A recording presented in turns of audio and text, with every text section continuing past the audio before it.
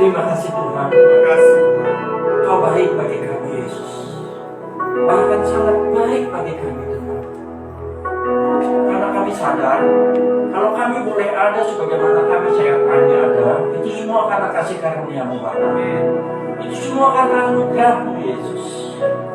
Untuk itu biarlah sekiranya Bapa, Engkau Tuhan Yesus yang baik, yang tetap memimpin kehidupan kami dalam setiap langkah kami.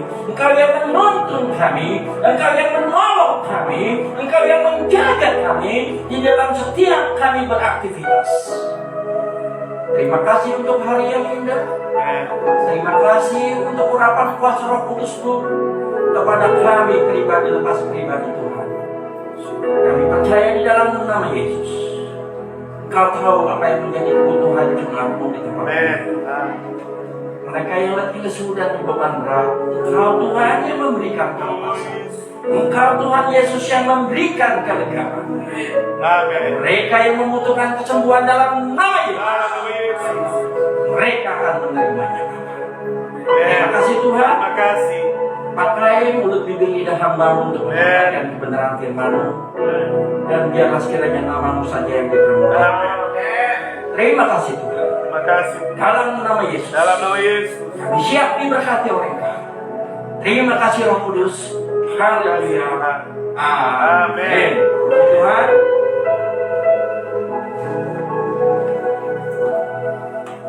Shalom. Shalom.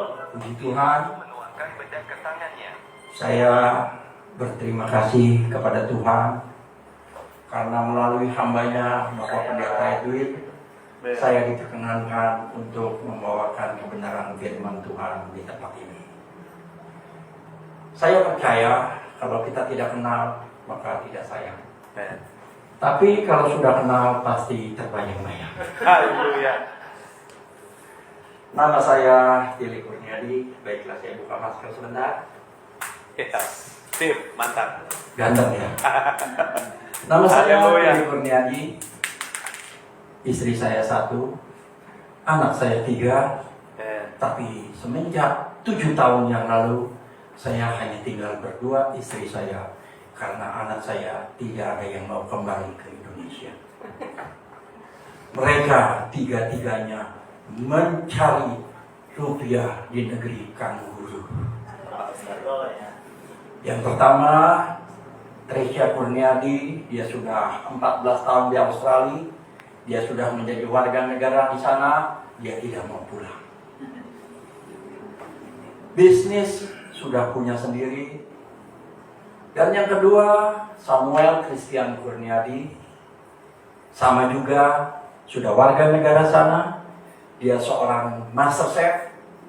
Untuk sekolah menjadi master chef, dia sekolah cookery 4 semester, pastry 4 semester, manajemen 1 semester. Jadi untuk menjadi master chef dibutuhkan 9 semester. Dia pernah mau ikut lomba masak, didiskualifikasi karena dia sekolah chef, jadi nggak boleh. Dia bilang, kamu bukan bagiannya di sini. Yang ketiga, Naomi Naftalia Kurniadi. Dia si bungsu dari kami, sudah lulus. 3 anak saya sekolah di Curtin University, Australia. Yang ketiga, seorang arsitek. Dan dia sekarang sedang ambil S2 di desain interior. Kalau di Jakarta, UPH uang papa habis. Dan selain sebagai seorang hamba Tuhan, kalau di sini nggak jauh tempatnya untuk pergi ke kue subuh di Senen sana, kan? Tahu ya? Mungkin saya begini kelihatan keren karena diizinkan Tuhan. Padahal kalau dari jam 12 malam saya nongkrong di sono hanya celana pendek, kaos oblong, saya pedagang kue subuh. Tidak banyak kue yang saya buat, paling hanya 10 sampai 12 ribu piece sehari. Banyak. Itulah saya. Kalau mau cari tempat saya gampang, tanya aja Ciwawah. Pasti tahu. Tapi untuk saat sekarang, karena sudah lansia, nggak kuat begadang lagi, paling sekali-sekali saja. Padahal dari tahun saya jualan kue belum lama, saya jualan kue hanya dari tahun 84 sampai inilah kemurahan Tuhan. Makanya kalau kita yakin dan percaya Tuhan pimpin kita, tidak ada yang mustahil bagi Tuhan. Amin. Walaupun hanya tukang kue kaki lima bisa nyekolahin anaknya di Australia. Haleluya. Ini kemurahan Tuhan. Amen. Diberkati Tuhan luar biasa. Amen. Makanya setiap hari sebelum saya berangkat ke Senen, ini hanya tip ya, saya katakan Tuhan, usaha kue ini bukan punya saya Tuhan. Amen. Ini hanya usaha kue yang Kau izinkan untuk saya kelola. Yes. Saya percaya di dalam nama Yesus, Engkau Tuhan yang akan kirim malaikat-Mu untuk memimpin pembeli datang membeli kue-kue yang saya jual. Amen. Berkati orang-orang di sekeliling saya Tuhan. Amen. Saya mau berangkat berdagang. Terima kasih Tuhan untuk kesehatan yang baik. Saya percaya dagangan saya habis Tuhan. Nyatanya sampai hari ini, siapa yang tahu pasar kue subuh? Berapa banyak yang jualan di sana? Saya tidak pernah takut karena apa? Setiap hari kue yang saya jual habis. Bukan kuat gagah saya, tapi Amen. Tuhan. Yakin dan percaya. Apapun usahamu, apapun karirmu, apapun pekerjaanmu, kalau itu dibawa di dalam nama Tuhan Yesus, Tuhan akan memberkati engkau Amen. dengan keberhasilan dan Amen. keberhasilan. Yes. Amen. Yakin dan percaya. Dan untuk melengkapi sebagai seorang hamba Tuhan, yang sebenarnya, Pak, kita sampai jam 10 malam ya Pak. Yang sebenarnya tidak ada cita-cita sama sekali. Jangankan cita-cita, mimpi juga enggak. Seperti tadi yang dikatakan oleh Bapak Pendeta Edwin benar. Saya dari umur 14 tahun sudah jadi seorang mucikari. Siapa di sini yang usianya lebih dari 50 tahun? Tahu Latin Quarter? Tahu Copacabana? Tahu Casino? Itu tempat saya Pak. Tahu Blue Ocean? Itu tempat saya. Oh, tempat kita main musik. Nah, saya jadi mucikari. Enggak lama, cuma 7 tahun. 7 tahun, enggak pernah tidur malam. Dan saya sekolah tidak pernah tidak naik kelas. Orang cerdas. Saya diberkati Tuhan. Tahun 96 saya bertobat. Saya ke gereja. Di situ ada tantangan siapa yang mau sekolah Alkitab. Setelah saya lulus insinyur, saya sekolah di Budi Luhur. Siapa yang tahu Budi Luhur Ciledug? Tahu ya Pak? Saya sekolah di sana, saya selesai tahun 89 Pak. Jadi dari tahun 83 sampai 89, saya insinyur komputer. Tahun 89 saya dijorogin oleh Tuhan. Siapa yang mau sekolah Alkitab? Enggak ada yang angkat tangan, cuma saya doang. Saya lihat sekeliling, gak ada orang. Bapak yang nyuruh tangan maju, cilaka. Dari situ saya sekolah saya di Harvest dekat UPH. Saya dibimbing oleh Jimmy Untoro dari S1, lanjut sekolah karena senang, masuk S2. Setelah S2, lanjut lagi S2, ambil MDiv, lalu lanjut lagi S3, dokter misiologi, lalu lanjut lagi ambil dokter teologi. Capek sekolah, saingan sama anak. Saya percaya, bukan hanya saya yang diberkati Tuhan. Amen. Kalau kita setia melayani Tuhan, Tuhan tidak pernah akan meninggalkan kita. Yang penting apa? Satu, gampang kok ngomongnya, tapi sulit untuk melaksanakannya. Apa itu? Jaga kekudusan hidupmu di hadapan Tuhan. Karena Tuhan kita kudus, Dia harus kita hampiri juga dengan kekudusan. Saya percaya, kalau seseorang yang tidak cocok hatinya tidak akan berjalan bersama-sama. Tapi ketika mereka sepakat, kita menjaga kekudusan, kita katakan, Bapak, tolong. Tidak usah panjang-panjang, saya percaya seperti Petrus, Tuhan pasti tolong. Amin. Iya. Dan satu hal lagi yang saya katakan, sampai hari ini bukannya sombong.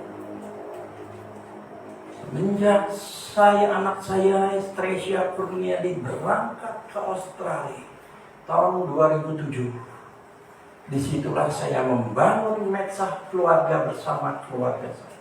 Sampai hari ini saya setiap malam harus berdoa dengan istri sebelum tidur. Karena apa? Dengan tangan dengan istri saya katakan, Tuhan, 2-3 orang berkumpul dalam nama-Mu Engkau ada. Apa yang aku minta di dalam nama Bapa Tuhan Yesus mengabulkan. Itulah rahasia sukses kita. Bagaimana kita mau diberkati Tuhan kalau suami istri saja tidak sepakat menghampiri Tuhan? Halo, how are you today? I'm fine. Oh dia? Haleluya. Nanti pulang kita makan di rumah masing-masing. Kasih karunia Tuhan luar biasa buat kita, amin. Baiklah, mari kita mau belajar. Sebenarnya saya sudah menyiapkan hal yang lain. Saya dipinta ini waktu kita ada di sana ya Pak, pertemuannya apa ya? Saya diminta oleh Bapak Pendeta Edwin. Sebenarnya hari ini saya nggak boleh keluar karena saya tekad kontrak dengan Pak Thomas. Ya, saya melayani di GSCI Jembatan 5. Di sana saya hanya berdua, gembala sidang dengan saya. Minggu pertama dia, minggu ketiga saya, minggu pertama dia, minggu kedua saya, minggu ketiga Pak Thomas lagi, minggu keempat saya. Saya hanya fight berdua. Jadi dia bilang, "Bro, tapi karena Pak Edwin minta, ya sudahlah." Solidar katanya. Baik, mari kita mau belajar. Saya diberi jadwal oleh Bapak Pendeta Edwin untuk menyampaikan Lukas 5 ayat 1 sampai 11. Dan kita mau belajar eksposisi kitab Lukas ayat 1 sampai 15. Saya percaya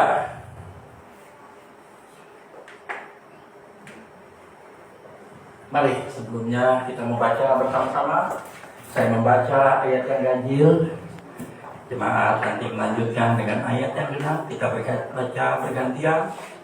Oh, kasih karunia Tuhan meliputi kita saat sekarang ini. Saya baca ayat yang ganjil. Bapak Ibu sekalian baca ayat yang genap. Pada suatu kali Yesus berdiri di pantai Danau Genesaret. Sedang orang banyak mengerumuni dia hendak mendengarkan firman Tuhan. Ia melihat 2 perahu di tepi pantai. Nelayan-nelayannya telah turun dan sedang membasuh garam. Ia naik ke dalam salah satu perahu itu, yaitu perahu Simon, dan menyuruh dia supaya menolakkan perahunya sedikit jauh dari pantai. Lalu ia duduk dan mengajar orang banyak dari atas perahu. Setelah selesai berbicara, ia berkata kepada Simon, "Bertolaklah ke tempat yang dalam dan tebarkanlah jalamu untuk menangkap ikan." Ayat yang kelima, Simon menjawab, "Guru, telah sepanjang malam kami bekerja keras dan kami tidak menangkap apa-apa. Tetapi karena Engkau menyuruhnya, aku akan menebarkan jala juga." Dan setelah mereka melakukannya, mereka menangkap sejumlah besar ikan, sehingga jala mereka mulai koyak. Lalu mereka memberi isyarat kepada teman-temannya di perahu yang lain supaya mereka datang membantunya. Dan mereka itu datang. Lalu mereka bersama-sama mengisi kedua perahu itu dengan ikan hingga hampir tenggelam. Ketika Simon Petrus melihat hal itu, ia pun tersungkur di depan Yesus dan berkata, "Tuhan, pergilah daripadaku, karena aku ini seorang berdosa." Sebab ia dan semua orang yang bersama-sama dengan dia takjub oleh karena banyaknya ikan yang mereka tangkap. Demikian juga Yakobus dan Yohanes, anak-anak Zebedeus yang menjadi teman Simon. Kata Yesus kepada Simon, "Jangan takut, mulai dari sekarang engkau akan menjala manusia." Ayat 11 yang kita akan baca bersama-sama. 1, 3. Dan sesudah mereka menghela perahu-perahunya ke darat, mereka pun meninggalkan segala sesuatu, lalu mengikuti Yesus. Puji Tuhan. Demikianlah pembacaan firman Tuhan. Kita tahu sebagai orang Kristen, sebagai anak-anak Tuhan Yesus, kita mengakui Tuhan Yesus adalah Tuhan dan Juru Selamat kita. Namun kita juga harus melakukan yang diperintahkan olehnya kepada kita. Kenapa? Karena pada saat kita menjadi orang-orang pilihan Yesus, dengan kata lain kita menjadi orang Kristen, maka kita sudah menjadi hambanya yang dipanggil untuk mematuhi semua perintahnya. Oleh karena itu, kewajiban kita adalah meneliti. Meneliti apa? Surat cinta yang sudah Tuhan Yesus berikan kepada kita, yaitu kitab suci. Sebelum saya lanjutkan, saya mau bertanya, siapa yang cinta Tuhan Yesus? Angkat tangan. Halo, semua cinta Tuhan Yesus. Dan satu pertanyaan lagi, siapa yang setiap hari baca surat cinta Tuhan Yesus? Halo. Amin. Saya percaya kita cinta Tuhan Yesus. Kalau kita tidak baca surat cinta daripada Tuhan Yesus, berarti cinta kita adalah cinta yang semu, cinta yang palsu. Karena kalau kita sungguh-sungguh cinta kepada Tuhan, maka kita pasti rindu setiap hari membaca surat cintanya. Amin. Amin. Mari katakan bersama-sama dengan saya. Aku adalah anak yang paling disayang Tuhan. 1, 3. Aku adalah anak yang paling disayang Tuhan. Amin. Amin. Yes. Tepuk sebelahmu. Kamu adalah anak yang paling disayang. Amin. Amin. Kita semua adalah anak yang paling disayang Tuhan. Amin. Setiap pagi saya bangun pagi, saya gosok gigi. Di depan cermin, di wastafel, di depan ada cermin. Tiba-tiba saya melihat sosok wajah ganteng muncul. Yes. Saya katakan kepada wajah ganteng itu, hai Tili, engkau adalah anak yang paling disayang Tuhan. Amin. Dan kalau engkau adalah anak yang paling disayang Tuhan, jangan kecewakan Tuhanmu, yaitu Yesus Kristus, baik dengan tingkah lakumu, perkataanmu, perbuatanmu yang mengecewakan Tuhan. Siap? Siap. Siap? Siap. Susah amat kalau yang begini saja. Heran. Hayo. Nggak capek kan? Ngoyong kan? Kalau untuk hal-hal yang berhubungan dengan Tuhan Yesus, kadang-kadang hati ini jadi mendua. Mari, kalau kita mengaku diri kita adalah anak yang paling disayang Tuhan, pertahankan kasih sayang Tuhanmu dalam kehidupanmu. Yakin dan percaya.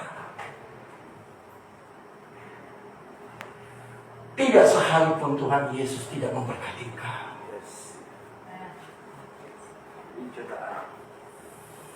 Dia sudah menuliskan dengan jelas kehendaknya kepada kita. Dan apabila kita mengabaikan firman-Nya, maka itu adalah tindakan ketidaktaatan. Bahkan kalau kita tidak mau tahu akan kehendaknya yang tertulis di dalam Alkitab, maka ini pun merupakan dosa mengabaikan kebenaran firman Tuhan. Salah sendiri Pak Edwin bilang saya, nggak enak khotbahnya deh. Kalau kita mau jadi anak Tuhan, saya mau katakan, tua itu pasti. Amin. Amin. Iya. Tapi dewasa itu adalah pilihan. Kita mau menjadi dewasa. Dewasa dalam apa? Dalam kebenaran firman Tuhan. Jangan kita menjadi anak-anak terus. Kita harus tumbuh menjadi dewasa. Karena di hadapan Tuhan, setiap hari kita diberi makanan yang menyegarkan jiwa kita, yang dapat menumbuhkan kita menjadi dewasa apabila kita benar-benar cinta kepada Tuhan dan patuh taat membaca kebenaran firman Tuhan dalam hidup kita.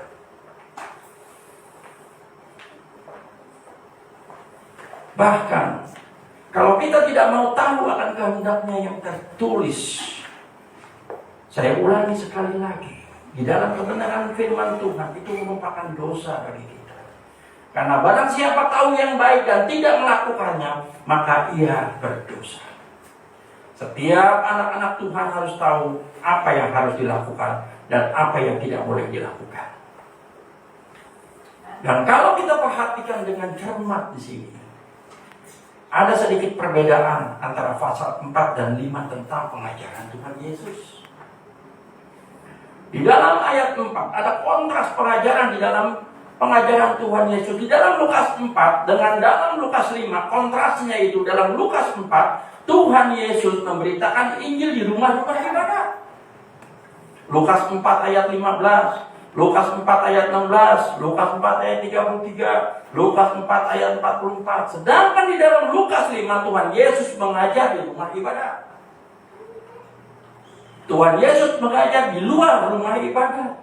Dalam Lukas 5 ayat 1 Tuhan Yesus mengajar di tepi danau. Dalam Lukas 5 ayat 12 Tuhan Yesus mengajar di sebuah kota.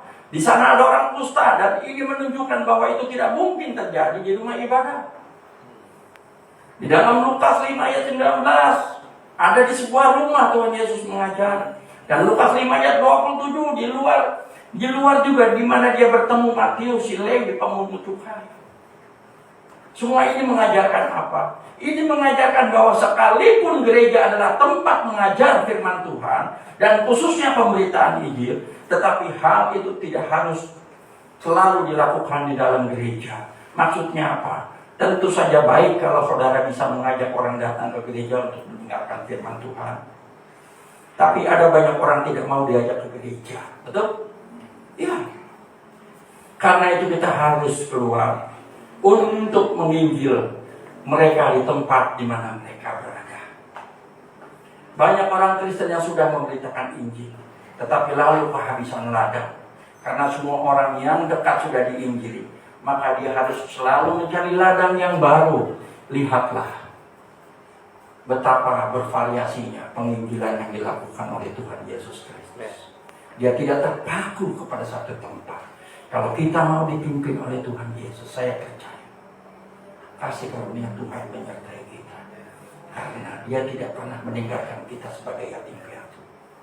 Dia memberikan kepada kita seorang penolong yang baik, yaitu Roh Kudus yang ada di dalam hati kita, yang selalu menolong kita di dalam kesesakan. Amin. Hal kedua yang kita lihat di sini adalah mujizat di dalam menangkap ikan. Mujizat menangkap ikan di sini jelas tidak sama dengan yang terjadi di dalam Yohanes 21 ayat 1 sampai 14. Karena apa? Karena di dalam Yohanes 21 ayat 1 sampai 14 itu terjadi setelah kebangkitan Tuhan Yesus. Dan kita melihat terjadinya mujizat penangkapan ikan di sini. Di dalam ayat 4 kita melihat bahwa selesai mengajar Yesus menyuruh Petrus untuk pergi ke tempat yang dalam dan menjala ikan di sana. Sebenarnya Petrus mempunyai alasan-alasan rasional untuk mengabaikan perintah Yesus. Misalnya, Yesus adalah seorang tukang kayu. Iya, Yesus adalah seorang tukang kayu. Bagaimana mereka sebagai nelayan, bagaimana Petrus sebagai seorang nelayan harus menuruti nasihat dari tukang kayu dalam hal menangkap ikan? Ini tidak rasional. Atau sepanjang malam itu mereka lakukan menangkap ikan, tetapi mereka tidak dapat menangkap ikan. Itu dapat dilihat di dalam ayat yang kelima. Padahal kita tahu, saya tahu di sini semua suka mancing ikan.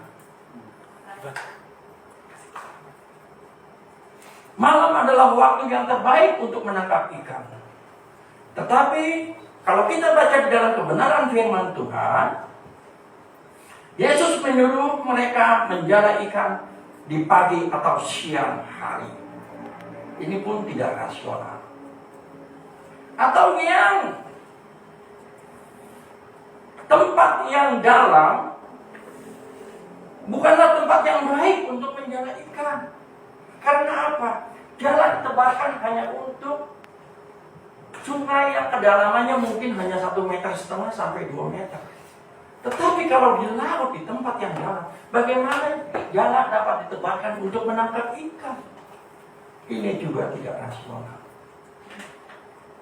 Jadi apabila kita membaca kebenaran firman Tuhan, kita harus melihat apa yang harus kita perhatikan. Di sini kita belajar eksposisi. Lukas 5 ayat 1 sampai 11. Malum Pak, saya harus belajar aja ini berbicara tentang teologi sedikit, maaf ya Pak. Tetapi hal yang luar biasa terjadi di sini adalah sekalipun ia mempunyai alasan-alasan yang rasional tersebut, ia tetap mentaati perintah itu. Petrus tahu bahwa perintah itu adalah perintah yang mustahil untuk dilakukan. Tetapi Petrus tetap melakukan ini. Karena apa? Karena dia mau belajar taat.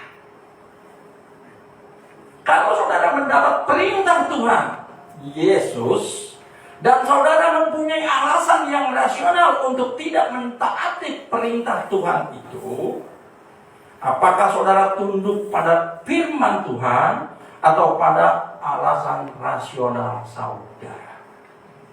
Halo? Amsal 3 ayat 5 sampai 6 nanti bisa dibaca. Contoh, kalau Tuhan Yesus menyuruh saudara untuk jujur, tetapi di dalam hal tertentu seperti saudara seorang bisnis atau pekerja, kejujuran bisa merugikan kita, mengurangi keuntungan kita. Apakah saudara akan tetap jujur? Saya mau katakan, saya seorang tukang kue yang dituntut untuk berkata tidak jujur setiap saat. Sedangkan dilemanya adalah saya seorang hamba Tuhan juga, walaupun tukang kue. Ada seorang pelanggan datang, Pak, saya mau pesan kue. Gak banyak, 1.000. Emang 1.000 gak banyak ya? Jujur saya katakan gak banyak. Waktu Nasdem ulang tahun 50.000 satu hari. Kue. Tapi bagi saudara mungkin 1.000. Wow.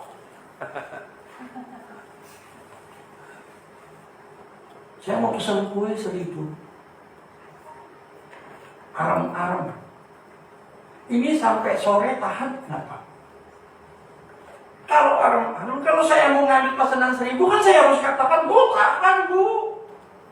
Sampai besok juga tahan. Dia pasti pesan kan? Tapi saya tahu. Saya katakan, kalau aram-aram katakan Bu. Soalnya aram-aram ini pakai santan. Kalau kue yang pakai santan paling tahan sampai jam 5, jam 6 sore. Ibu pakainya jam berapa? Jam 7, jam 8 Pak, habis isya. Oh nggak bisa Bu. Ibu cari kue yang lain aja yang tahan.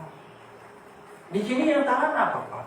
Ya ini ada lemper bisa, kue bola bisa, gemblong bisa, tahu isi bisa. Oh begitu ya Pak? Iya. Akhirnya apa? Karena kejujuran kita, dia pesan yang lain jadi banyak, jadi 5 macam. Kalau saya bilang, iya kan cuma 1 lontong doang. Untuk itu kita dituntut berani berkata jujur. Contoh yang kedua, kalau saudara disuruh oleh Tuhan Yesus untuk mengasihi musuh, bahkan untuk membalas kejahatan dengan kasih, tetapi kalau itu saudara lakukan, maka para musuh itu pasti akan menjadi-jadi dalam menjahati saudara. Apakah hal ini saudara jadikan alasan untuk tidak mentaati firman Tuhan? Kan Tuhan suruh, tampar pipi kiri kasih pipi kanan, tampar pipi kanan kasih pipi kiri, banyak deh. Tapi ini perintah Tuhan.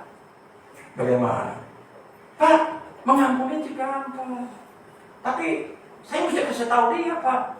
Kasih tahu apa? Jangan ulangi lagi. Wah, itu kan sama juga bohong. Kasih tidak berpura-pura.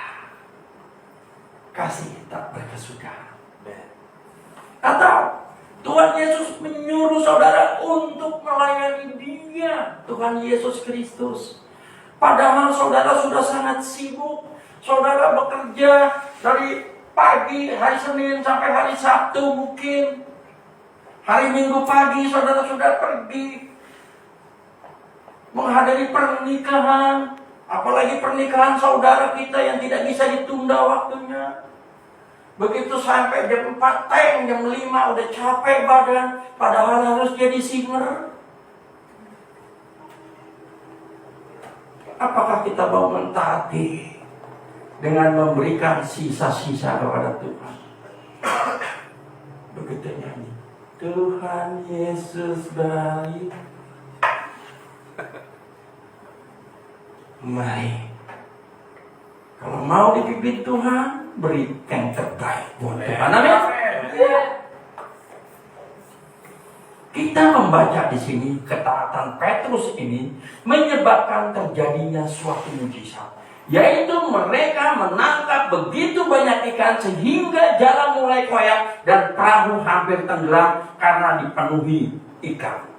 Mujizat ini mengalahkan Petrus di daerahnya sendiri. Kenapa? Karena Petrus di daerahnya terkenal sebagai nelayan yang tangguh, nelayan yang pandai melihat cuaca. Sudah semalaman dia menangkap ikan, tidak dapat ikan. Tetapi begitu Yesus perintahkan dia untuk menebalkan jalannya, dia tebalkan tanpa kompromi dan hasilnya saudara.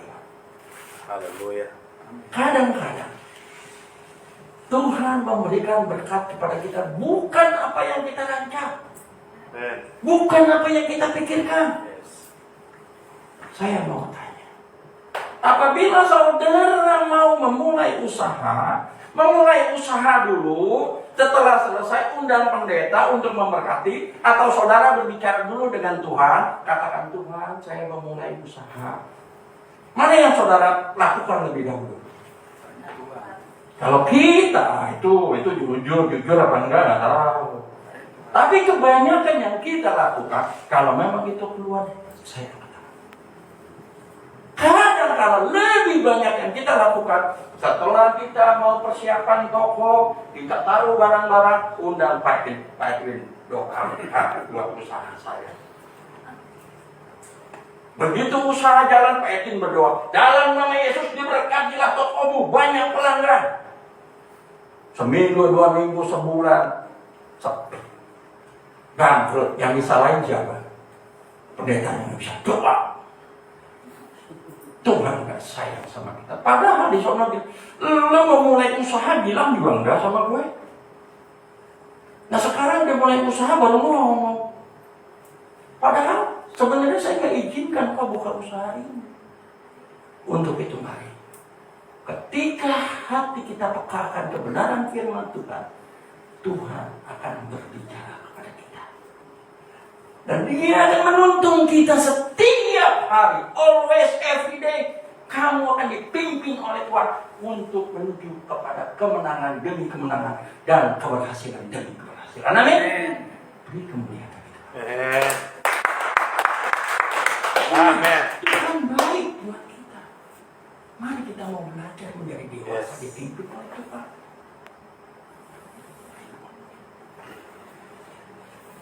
Dan pada akhirnya di dalam ayat yang ke-9 menyebabkan dia dan nelayan-nelayan yang lain menjadi takjub. Kemudian apa yang terjadi pada diri Petrus? Petrus takjub kepada Tuhan Yesus. Dan Petrus menyadari keilahian Tuhan Yesus.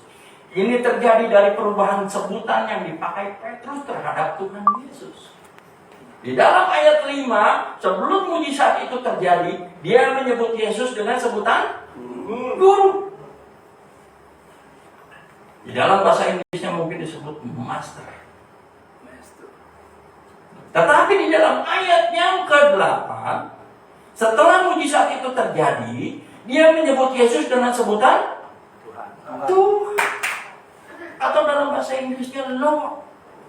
Bahasa Yunaninya Kurios.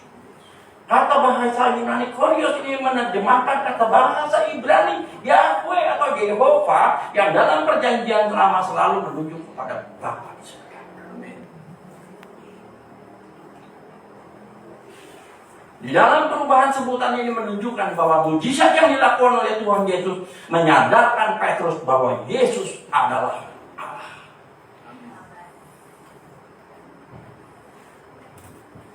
Kita tahu, kita percaya bahwa Yesus adalah Allah. Dia bukan nabi. Dia adalah seorang yang baik.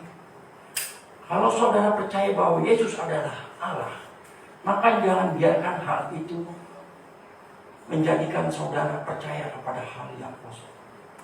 Tetapi saudara harus yakin dengan sungguh bahwa Yesus Kristus adalah Tuhan dan Juru Selamat dalam hidup kita yang dapat memimpin hidup kita menuju pada kebenaran demi kebenaran.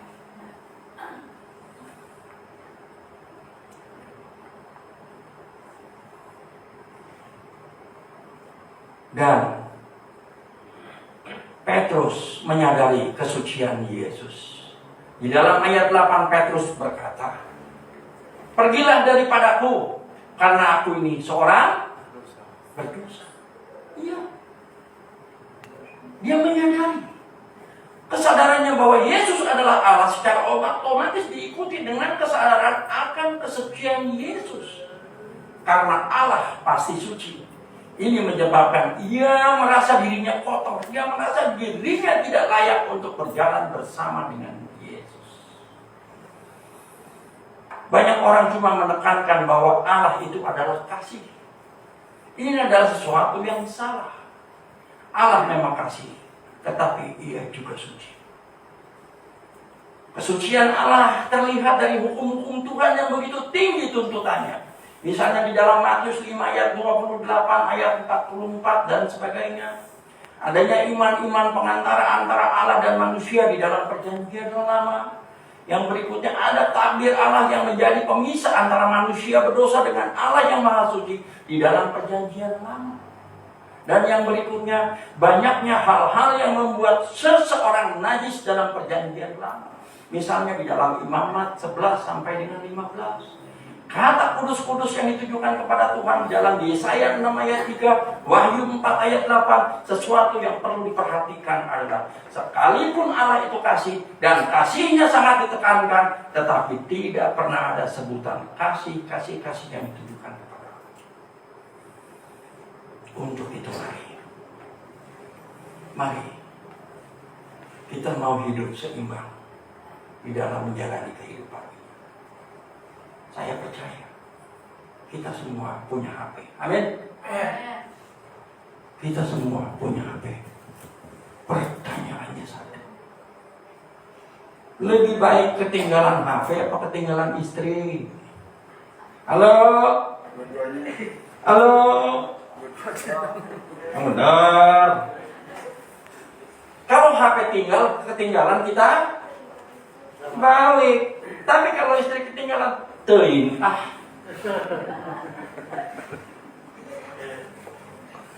Dan saya percaya di dalam HP kita, saya percaya 100%. Di dalam HP kita ada Alkitabnya. Betul? Dan lebih banyak mana yang dibaca? Lebih banyak mana yang dilihat? Instagram, Facebook, WA, atau Alkitab? Baca Alkitab berapa lama di HP? Halo, ayo dong, jujur. 5 menit, 10 menit. Kalau kita chat sama orang, ngobrol sama orang, berapa lama dibutuhkan? 5 jam. Siap, men. Jujur, lihat tuh, 5 jam katanya. Kalau baca Alkitab, 5 menit juga enggak.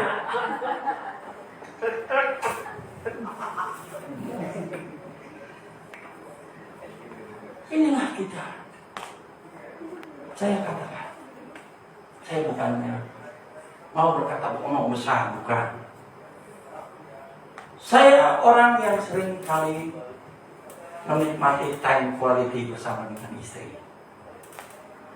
Karena cuma berdua hidupnya. Saya pergi ke Kelapa Gading makan, saya pergi ke PIK 2, nengok rumah di sana. Karena di sana, sombong ya, lantai 7 apartemen ada, lantai 27 juga punya. Jadi kalau bosan di lantai 7 kita pindah ke lantai 27, lihat pemandangan. Begitu bosan kita turun langsung di kafe dulu, menikmati kehidupan berkat Tuhan. Kalau saya sedang di Kelapa Gading, istri saya jalan, "Papi, aku mau ke Sarah dulu ya. Kamu ikut?" "Enggak, kamu aja deh." Soalnya kadang-kadang saya kalau mau ke Kelapa Gading jalan, istri saya gandeng. Bukan kelihatan takut kelihatan mesra, bukan. Karena istri saya, kalau saya nggak gandeng dia lihat, takut lihat berlian.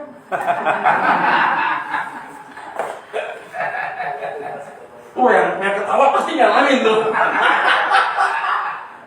Betul ya Pak?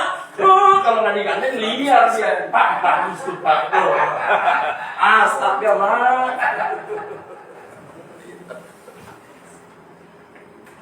Ketika dia masuk ke Sarah, toko baju, tahu ya Sarah. Apa yang salah? Saya keluarin HP saya baca kebenaran firman Tuhan. Saya nggak mau nengok kiri kanan karena apa? Banyak kuntilanak. Pakaiannya gini segini. Daripada mengsong pikiran kita, baca Alkitab. Begitu seperempat jam atau 20 menit selesai, dapat dia 2-3 pasal. Lumayan. Itu yang saya lakukan. Jangan buang waktumu dengan percuma. Izinkan hidupmu dipimpin oleh Tuhan. Amin. Ya. Percayalah. Ketika kita memberikan diri kita dipimpin oleh Tuhan, ketika kita menjaga kekudusan hidup kita di hadapan Tuhan, apapun yang kau kerjakan, apapun yang kau lakukan, apapun jenis usaha, apapun jenis bisnismu, apapun kau seorang pelajar, akan dibuat berhasil. Amin. Jangan sia-siakan waktu yang ada. Tangkap mujizat itu dalam hidupmu. Seperti Petrus menangkap mujizat. Tuhan berkata, tebarkan jalanmu ke kanan. Dia tebarkan langsung. Mujizat terjadi. Demikian juga dengan kita sebagai anak-anak Tuhan. Kita tidak beda dengan Petrus loh. Kita sama. Kita anak-anak Tuhan. Saya percaya kalau saya hidup diberkati, kita juga semua diberkati. Tuhan rindu untuk memberkati kita semua. Dan yang menjadi penghalang hubungan kita dengan Tuhan adalah pintar. Siapa yang jawab kan? Adalah dosa kita yang menjadi penghalang hubungan dengan Tuhan. Ada nggak di Alkitab? Ada. Jangan biarkan dosa itu menjadi penghalang mujizat terjadi dalam kehidupan lo. Jangan cuma mendengar, dia diberkati oleh Tuhan luar biasa. Tetangga kita diberkati luar biasa. Istri kita bilang, "Pak, tetangga ganti kulkas Pak, yang 2 pintu. Suami pulang kerja sewot, jangan takut Pak. Besok kita ganti kulkas yang 5 pintu." Besoknya lagi, lihat tetangga ganti mobil baru. "Pak, tetangga ganti mobil baru Pak." "Ya, besok kita juga ganti mobil baru Mah." Giliran bapaknya bilang, "Mah, kamu tahu Mah, tetangga sebelah kenapa ganti istri baru? Boleh nggak Mas saya ganti istri baru?" Makanya jangan mau menang sendiri.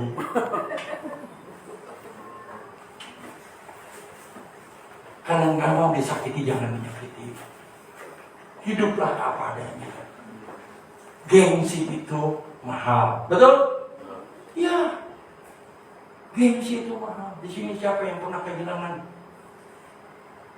uang 100 juta dalam bentuk hobi. Saya menarik. Kenapa? Super red man 60 cm mati. Arwana. Mana mau melayani pagi-pagi melihat ikan bengkok. Ya Tuhan, melayani pakai jalan Tuhan. Arwana 100 juta nanti Tuhan. Tuhan bilang apa? Itu baru arwana, belum nyawa lu ambil. Oke Tuhan, jalan. Saya banyak biar arwana super red ada 8 ekor. Saya banyak burung murai. Murai jantan saya ada 7. Saya ada jarak Bali sepasang. Kenali, jangan ngomong F1 semua saya punya. Serius. Mau perkutut harga 25 juta saya punya. Rumah saya pakai kebun binatang. Tapi Tuhan katakan, lebih sayang mana engkau sama dia. Sayang binatang atau sayang aku? Saya katakan Tuhan, aku sayang engkau Tuhan. Jangan terlalu banyak miara binatang. Ya Tuhan, suruh anak buah aja yang piara. Pada mati, dia bodo amat mati. Mati, benar mati. Mulai sekali mati 3, yang jangan 1 5.000, ya Tuhan mati. Serius, saya ngomong serius. Jalak Bali saya beli 12 juta sepasang, ya Tuhan. Perempuannya mati Tuhan. Bilang, dia lu kan ngurusin binatang gua aja, urusin kok mati, ya memang mati, kok namanya bintang berjawa, oh iya ya, ya udah. Tuhan sayang sama kita. Yang terbaik lakukan buat Tuhan. Kita hidup di dalam kasih Tuhan, dibutuhkan penebusan Yesus supaya kita menjadi manusia yang bisa serupa dengan gambaran Allah. Kita dulunya adalah orang-orang yang terbuat. Tetapi Tuhan Yesus menempatkan kita, mengambil kita. Jangan kita berkata, dengan kekuatan pula aku bisa berdiri sampai hari ini. Berdosa. Pak, kita sampai jam berapa nih Pak? 10. Sampai jam 10 ya? Inilah kita. Kita ditempatkan oleh Tuhan, didudukkan oleh Tuhan di tempat di mana Dia duduk. Pada saat sekarang ketika kita mengaku Tuhan Yesus sebagai Tuhan dan Raja kita. Dan kita menjadi anak yang paling disayang Tuhan.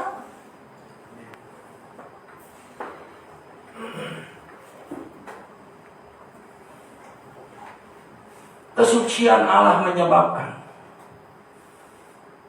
kita harus mengaku dosa kita setiap saat.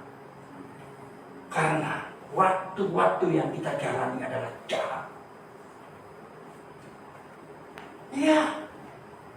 Terkadang tanpa kita sadari kita menyakiti orang lain. Lu cakep deh, saya di rumah pesek. Ya gak enak belakangan. Inilah kita. Kadang-kadang kita berkata-kata tanpa kita sadari kita menyakiti orang. Lampu merah, kalau di sini siapa yang nggak punya kendaraan? Pasti punya kendaraan. Naik motor siapa yang nggak pernah melanggar lampu merah? Kalau kita nggak jalan Pak, kita dibilang sok suci Pak. Gimana Pak? Saya ngalamin itu. Lampu merah saya berhenti. Pak jalan Pak. Merah tuh. Lu sok suci tuh. Jalan sok. Ya bodoh amat. Kita harus patuh di jalan hidup. Walaupun itu adalah hal kecil, hal sepele, kita harus tetap melakukan yang terbaik untuk Tuhan. Karena kalau kita tidak melakukan hal-hal yang kecil bagi Tuhan, bagaimana kita dapat percaya hal-hal yang besar tentang kita untuk kita lakukan di hadapan Tuhan. Dan kalau kita melihat di dalam ayat yang 8, Petrus mengusir Tuhan Yesus. Kesadarannya bahwa Yesus adalah Allah yang Maha Suci dan kesadarannya bahwa Ia adalah manusia yang penuh dengan dosa menyebabkan Petrus merasa takut. Bandingkan dengan ayat yang 10. Dan merasa tidak layak bersama Yesus, itulah sebabnya dia mengusir Yesus. Ada dua hal yang perlu dicamkan di sini. Yang pertama, sekalipun tindakan pengusiran itu kalau ditinjau secara lahiriah adalah sesuatu yang salah, tetapi pengusiran itu didorong oleh sesuatu yang benar di dalam diri Petrus karena dia merasa dirinya tidak layak bersama dengan Tuhan. Yang kedua, Petrus tidak sungguh-sungguh ingin berpisah dari Yesus, tetapi dia merasa layak terpisah dari Yesus. Kita orang yang berdosa. Kita sebenarnya tidak layak datang kepada Yesus. Karena Yesuslah yang melayakkan kita untuk kita boleh dekat kepadanya.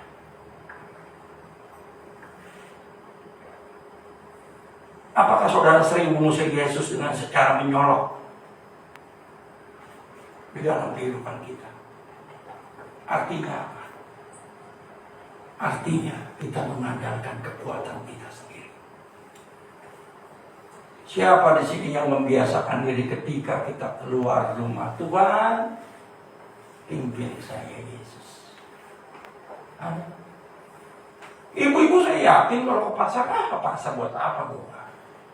Begitu ke jalan, baru nyebrang nih kayak tabrak baja. Ya Tuhan, sakit. Karena celaka tidak membutuhkan perjalanan yang panjang. Untuk itu ketika engkau berdoa katakan, Tuhan, saya serahkan hidup saya hari ini ke dalam tangan-Mu. Kau pimpin saya Tuhan, Kau tuntun saya Tuhan, jauhkan saya dari celaka, jauhkan saya dari mara bahaya Tuhan. Karena saya tahu Engkau lah yang berkuasa atas hidup saya. Amin. Iya.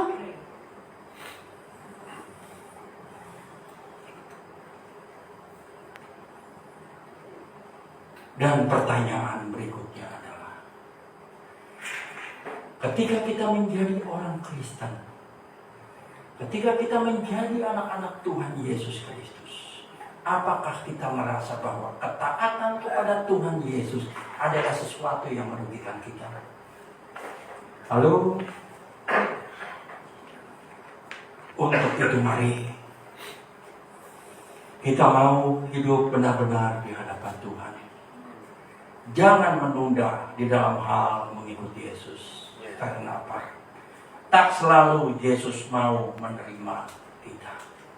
Itu bisa dibaca di dalam Yesaya 55 ayat 6. Temuilah Yesus selagi dia berkenan untuk ditemui. Kita tidak tahu kapan kita mati. Karena mati tidak perlu lanjut usia. Mati tidak perlu kita sakit. Bagaimana kalau saudara mati dengan mendadak sehingga tidak ada kesempatan untuk bertobat? Amsal 27 ayat 1, Yakobus 4 ayat 14a bisa dibaca. Untuk itu mari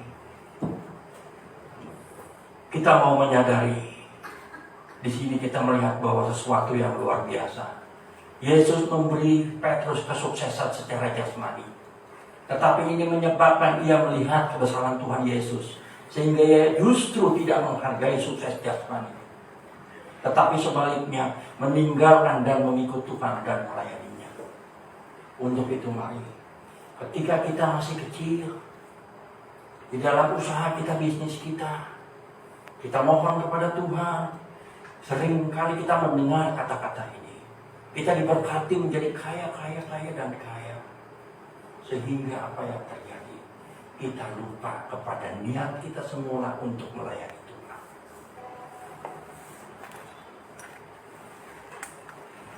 Saya kalau tidak cinta Indonesia, saya tidak tinggal. Karena saya ditawari, Pak, mau nggak Pak melayani di gereja The Rock?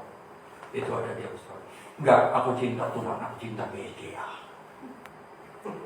Ya, aku cinta GSDA.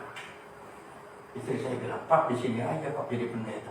Enggak Pak, enakan di GSDA. Yang orangnya iman tangguh-tangguh.